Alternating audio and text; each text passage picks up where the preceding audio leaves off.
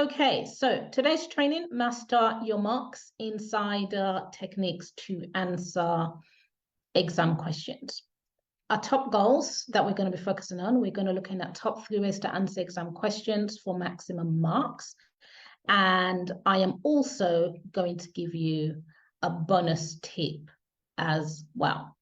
Now, I also have another training on tips to answer exam questions for GCSE students that complement this training very well. So, and there are questions there that gives information on how to answer the questions there, as well as how to break them down, should I say, and what to look for when answering the question. Let's jump in. All right. So we said insider technique to exam questions, top 3 ways to answer exam questions. First major thing that students need to know about exams is command words. They need to understand command words. As I said, I did an in-depth training with my students on my program recently, and it became apparent that 2 of the most common command words, describe and explain, several of the students were getting it mixed up, right? And that is it right there. It shows you why students are not doing very well, because they don't understand the question. And the example that slash analogy that I use here, if you've seen some of my recent posts around this, is to do with interview techniques, right? So imagine, going to the top university, being extremely qualified, doing really well, getting a first class, but you can't get a job. You go to interviews and you are unable to get a job. Now,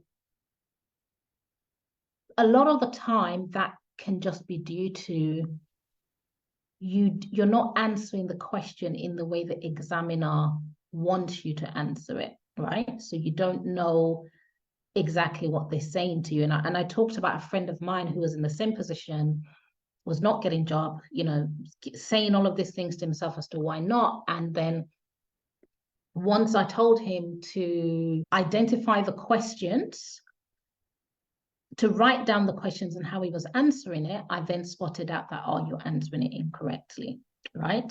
So that's where, just right there, let me just share this again, right there, that is the problem. It's basically not knowing what the question is asking and therefore not knowing how to answer it, even if your knowledge is there, okay? So it's command words. So now, many of you may have heard of command words, but it's just a word that tells the students what they need to do, how they need to answer the question. You need to calculate, not explain, calculate. You need to describe, not identify or evaluate. You need to describe. It's a specific action word that tells them what to do. And as I said, the biggest one, the one that is most common is describe and explain. And it's the biggest one, interestingly, that I see students get tripped over. But that's the one that's most common, so they need to know it. Describe is a lot easier, well, simpler, right, than explaining. When you're describing something, you're simply just stating whatever that question is about, whether it's a diagram or a graph or whatever. You're just stating the general thing, like describe that tree. What does that tree look like? It's massive, it has a massive trunk, and so on and so forth. When they are explaining, that's where they need to go further and starting to give reasons why. And many times, for some reason, students can mix up both of those, but describe is literally just a very short sentence, whereas explain is a little bit more than that, okay? So here is an example, right? This is a 4-mark question. And it says, give 2 ways the lungs are adapted for efficient exchange of gases, and describe how each adaptation helped to maintain efficient gas exchange. Now, what students would do in this question, especially because it's a 4 marks, it looks like it's a lot. So they will try to explain the adaptation. So they'll probably give the adaptations, but they'll explain and they'll try and say, oh, it's surrounded by blood vessels because it has a thin membrane to help it, blah, blah, blah, right? That's not describing. They just need to be able to say, what are the features of the lungs, right? And this is something that I go in depth with my students. So they just need to be able to say, for instance, has a thin membrane, right? And that's it. They don't need to actually expand in terms of the explanation. All right. So this one's a little bit different because you're stating and then describing. So there's a little bit of explanation there.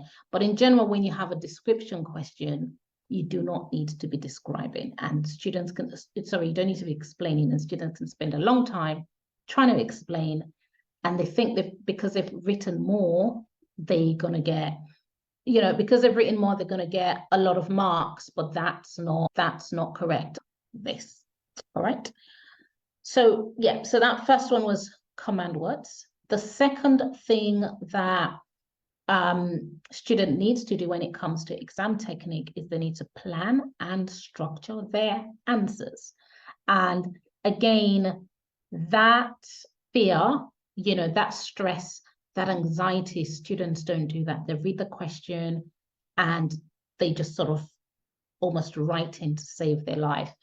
But if I can use the sort of cliche phrase here, plan to fail, fail to plan, or it's the other way around, fail to plan, plan to fail.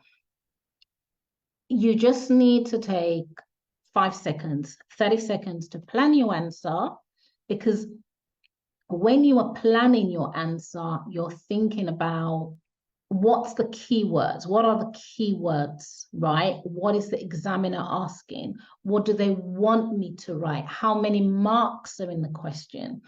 They're thinking about all of those things. So when you plan your answer,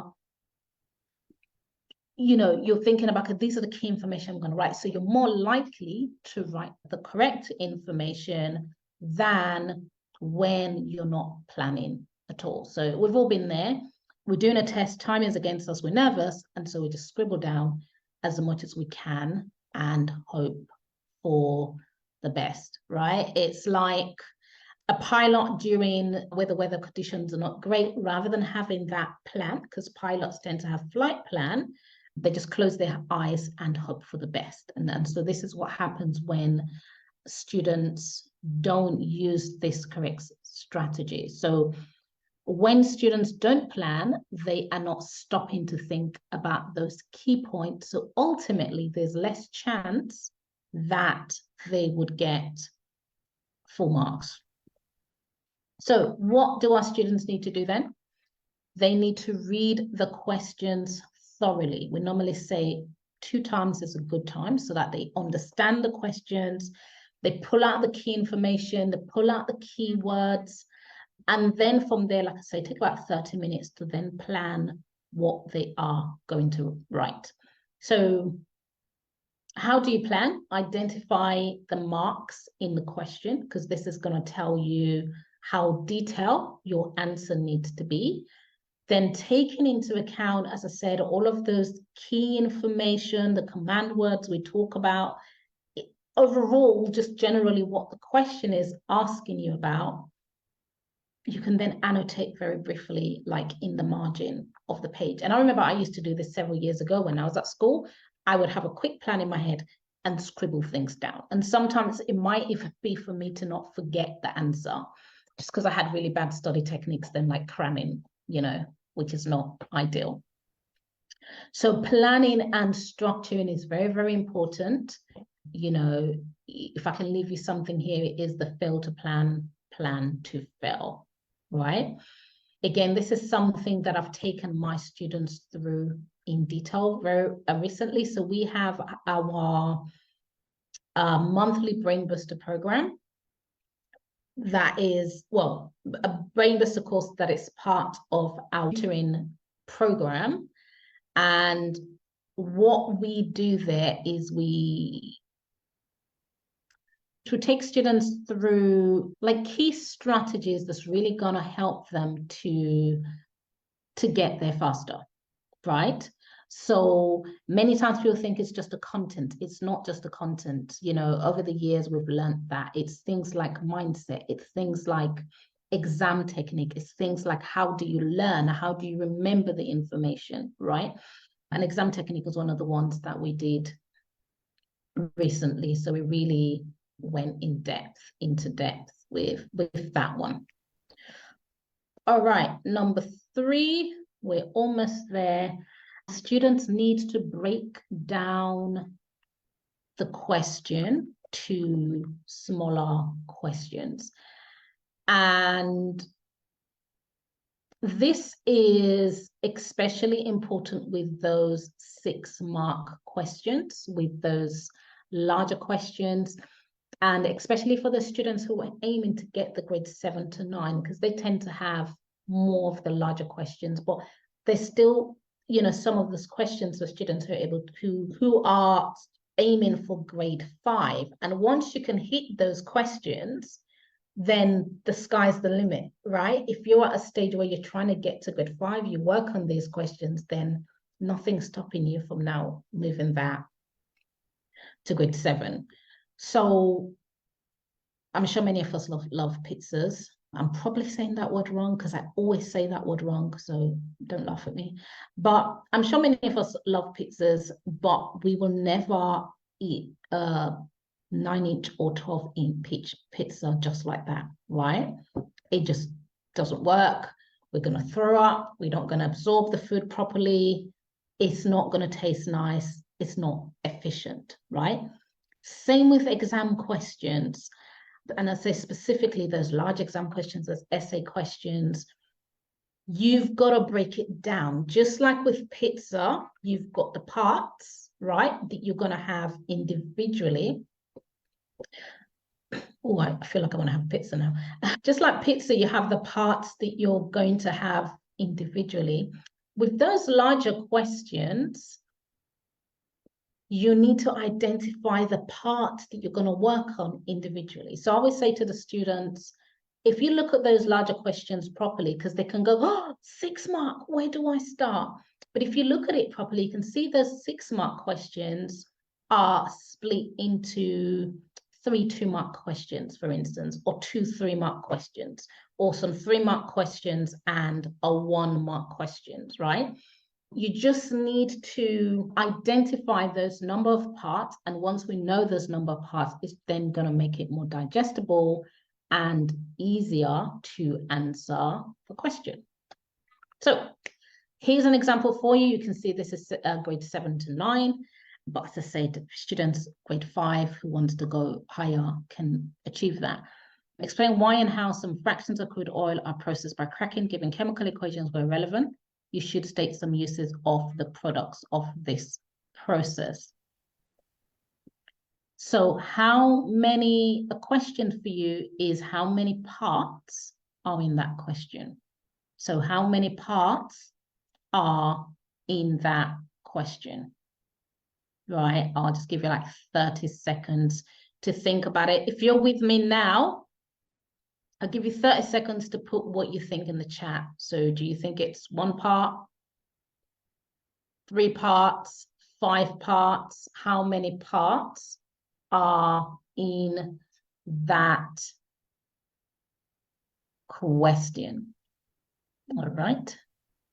Feel free to put that in the chat.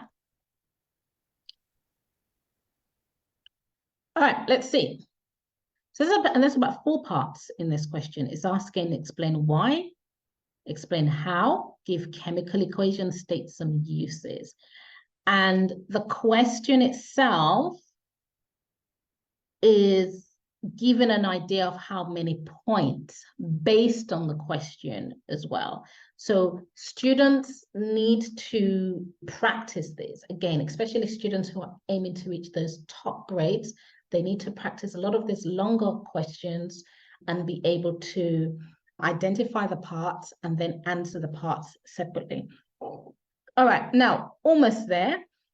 I'm gonna throw in a quick bonus. Actually, before I throw in a quick bonus, let's just go through and look at what we talked about today. So we're looking at insider techniques to answer exam questions, and we're focused on top 3 ways to answer exam questions for top marks or maximum marks. We looked at command words, making sure students understand the command words. We looked at making sure they're planning and structuring their answers. And then lastly, we also looked at breaking down the question into smaller questions as well. Okay.